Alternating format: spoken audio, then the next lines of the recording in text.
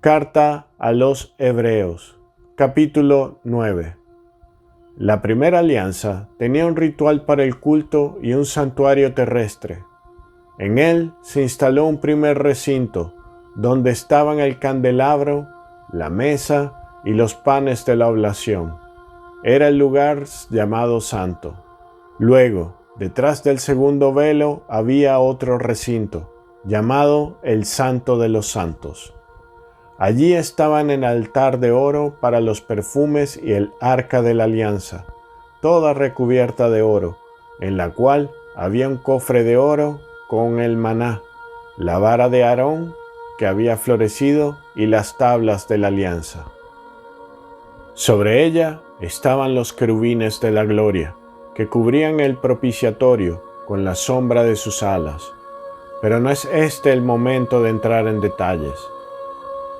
Dentro de este ordenamiento, los sacerdotes entran siempre al primer recinto para celebrar el culto, pero al segundo solo entra una vez al año el sumo sacerdote, llevando consigo la sangre que ofrece por sus faltas y las del pueblo.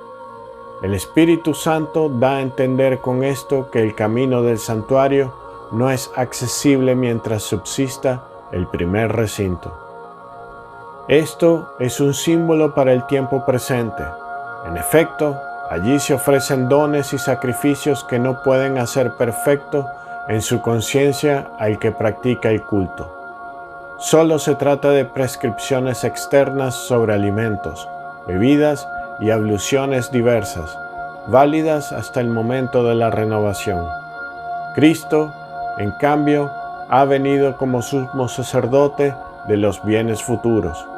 Él, a través de una morada más excelente y perfecta que la antigua, no construida por manos humanas, es decir, no de este mundo creado, entró de una vez por todas en el santuario, no por la sangre de chivos y terneros, sino por su propia sangre, obteniéndonos así una redención eterna. Porque si la sangre de chivos y toros y la ceniza de ternera, con que se rocía a los que están contaminados por el pecado, los santifica, obteniéndoles la pureza externa, cuanto más la sangre de Cristo, que por obra del Espíritu Eterno se ofreció sin mancha a Dios, purificará nuestra conciencia de las obras que llevan a la muerte, para permitirnos tributar culto al Dios viviente. Por eso, Cristo es mediador de una nueva alianza entre Dios y los hombres, a fin de que, habiendo muerto para redención de los pecados cometidos en la primera alianza, los que son llamados reciban la herencia eterna que ha sido prometida. Porque para que se cumpla un testamento es necesario que muera el testador. Mientras se vive, el testamento no vale, y solo a su muerte entra en vigor. De allí que tampoco la primera alianza fuera inaugurada sin derramamiento de sangre. Efectivamente, cuando Moisés promulgó delante de todo el pueblo cada uno de los mandamientos escritos en la ley, tomó la sangre de novillos y chivos, junto con el agua, lana de escarlata y el hisopo, y roció el libro y también a todo el pueblo, diciendo: Esta es la sangre de la alianza que Dios ha establecido con ustedes. De la misma manera, roció con sangre la morada y todos los objetos del culto. Además, según prescribe la ley, casi todas las purificaciones deben hacerse con sangre, ya que no hay remisión de pecados sin derramamiento de sangre. Ahora bien, si las figuras de las realidades celestiales debieron ser purificadas de esa manera, era necesario que esas mismas realidades también lo fueran, pero con sacrificios muy superiores.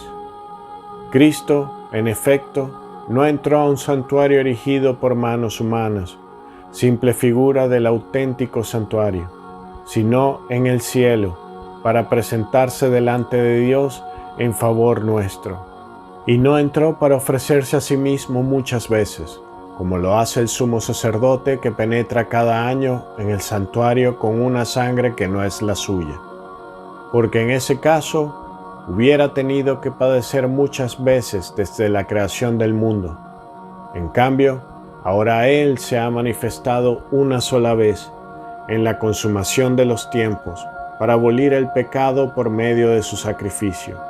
Y así como el destino de los hombres es morir una sola vez, después de lo cual viene el juicio, así también Cristo, después de haberse ofrecido una sola vez para quitar los pecados de la multitud, aparecerá por segunda vez, ya no en relación con el pecado, sino para salvar a los que lo esperan.